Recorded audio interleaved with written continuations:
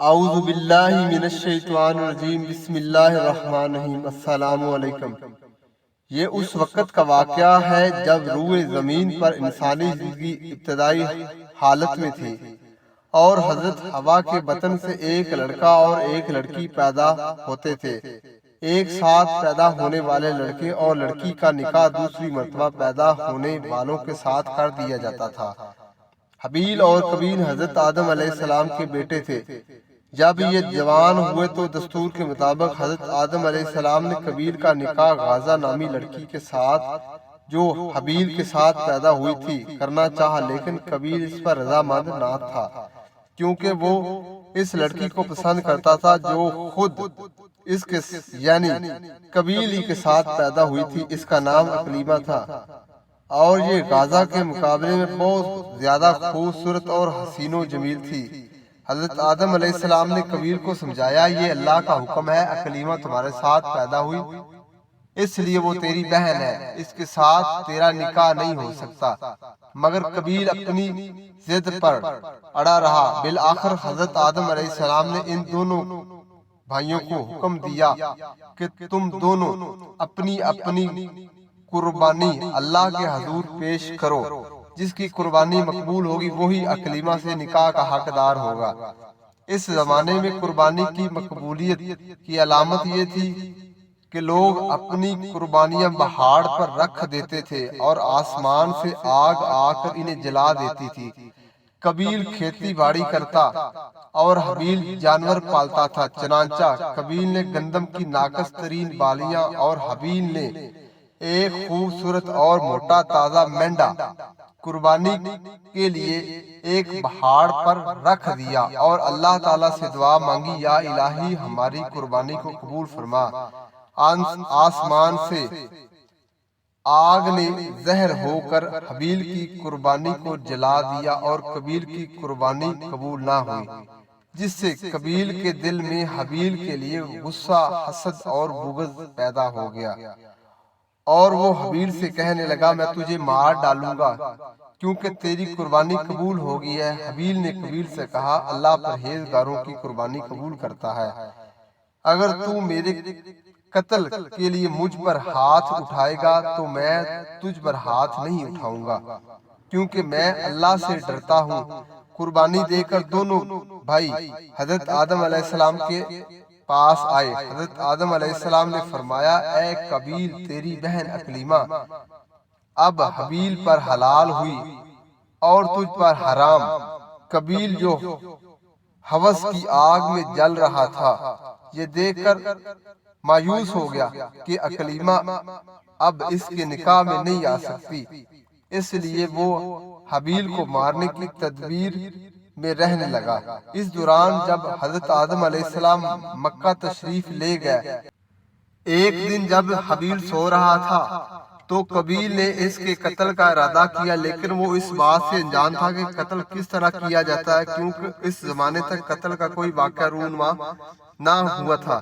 سو شیطان اسے یہ طریقہ سکھلانے کی خاطر ایک جانور کے روپ میں آیا۔ اس نے ایک دوسرے جانور کو پکڑا اور اس کے سر پر زور سے پتھر مارا، جس سے وہ جانور اسی وقت مر گیا۔ چنانچہ اس طرح قابیل نے شیطان کے طریقے پر عمل کرتے ہوئے زمین سے ایک پتھر اٹھا کر حابیل کے سر پر مارا اور اپنے بے گناہ بھائی کو قتل کر دیا۔ یہ روئے زمین پر کسی انسان کا پہلا قتل تھا، کیونکہ اس سے پہلے کوئی آدمی مرا نہیں تھا۔ اس لیے قابیل حیران و پریشان تھا کہ بھائی کی لاش کا کیا کروں۔ چنانچہ وہ کئی روز تک اپنے بھائی کی لاش کو اپنی پیٹھ پر لاد کر پھرتا رہا۔ اللہ تبارک تعالیٰ کو اپنے اس نیک بندے کی لاش کی بے حرمتی منظور نہ تھی، چنانچہ اللہ تعالیٰ نے دو کووں کے ذریعے قابیل کو لاش دفنانے کا طریقہ سکھلایا۔ اس جگہ پر دو کوے آئے اور وہاں آ کر آپس میں لڑے اور ایک نے دوسرے کو مار ڈالا۔ پھر زندہ کوے نے اپنی چونچ اور پنجوں سے زمین پر گڑھا کھودا اور اس میں مرے ہوئے کوے کو ڈال کر مٹی سے دبا دیا۔ کوے کو دیکھ کر قابیل نے اپنے اوپر ملامت کرنا شروع کی کہ میں اس کو سے بھی گیا گزرا ہوں کہ میں اتنا بھی نہیں کر سکا۔ اس طرح قابیل کو معلوم ہوا کہ حابیل کی لاش کو دفن کر دیا۔ جب حضرت آدم علیہ السلام مکہ سے واپس آئے اور حابیل کو نہ پایا تو اس کو بہت تلاش کیا مگر وہ نہ ملا۔ حضرت آدم علیہ السلام نے حابیل کے صدمے میں کھانا پینا اور سونا سب ترک کر دیا اور شب بروز حابیل کے غم میں رونے لگے۔ ایک روز آپ نے خواب کی حالت میں دیکھا کہ حابیل الغیث الغیث اے پدر پکار رہا ہے۔ اس طرح حضرت آدم علیہ السلام اور حضرت حوا کو حابیل کی قبر پر لے گئے، جہاں انہوں نے قبر کھود کر حابیل کو دیکھا۔ اس کا مغز نکلا ہوا ہے اور وہ خون سے آلودہ ہو رہا ہے۔ یہ حال دیکھ کر آپ علیہ السلام نے دونوں بہت روئے اور حابیل کی لاش کو ایک تابوت میں بند کر کے اپنے مکان میں لا کر دفن کر دیا۔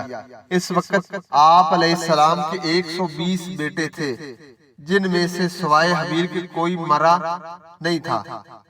اس واقعے کے بعد حضرت آدم علیہ السلام نے قابیل کو اپنے دربار سے نکال دیا اور اس طرح بد دعا دی کہ تو ہمیشہ خوف زدہ رہے گا، جس کو دیکھے گا اس سے دور بھاگے گا۔ چنانچہ قابیل اپنی بہن کو لے کر یہاں سے سرزمین عدن میں چلا گیا۔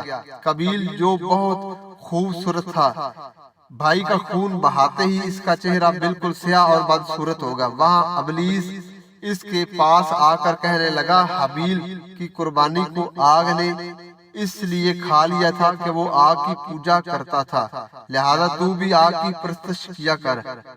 چنانچہ قابیل دنیا کا وہ پہلا شخص تھا جس نے اللہ کی نافرمانی کی اور زمین پر ناحق خون کیا۔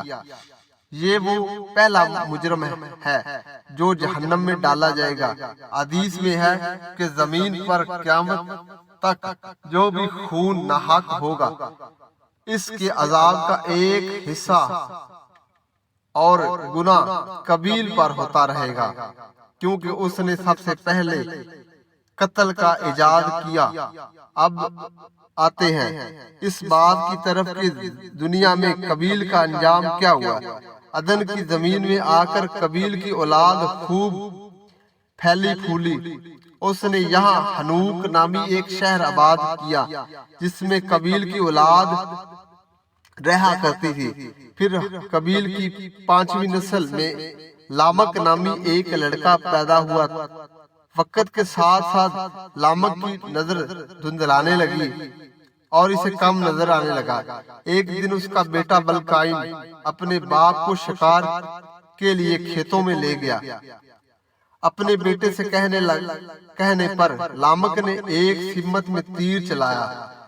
انہیں لگا کہ وہ کوئی جانور تھا، لیکن وہ سیدھا جا کر قابیل کو لگا جو اس سے کافی فاصلے پر موجود تھا۔ اس طرح قابیل کا بھی قتل ہوا، جس طرح اپنے بھائی حابیل کو قتل کیا تھا۔ اور یہ دنیا کا دوسرا قتل تھا۔ جب لامک اور اس کا بیٹا نزدیک گئے تو انہوں نے دیکھا کہ مرنے والا کوئی جانور نہیں بلکہ ان کا بزرگ قابیل تھا۔ لامک اس قتل سے اتنا خوف زدہ ہو کر غلط نشانگی کرنے پر غصے میں اس کے اپنے باپ سے اپنے بیٹے کے سر پر ضرب لگائی اور وہ بھی موقع پر جان بھاگ ہو گیا۔ یوں لامک اس دنیا کا دوسرا قاتل کہلاتا ہے، جس نے اس دنیا کے پہلے قاتل حابیل اور اپنے باپ کو قتل کیا۔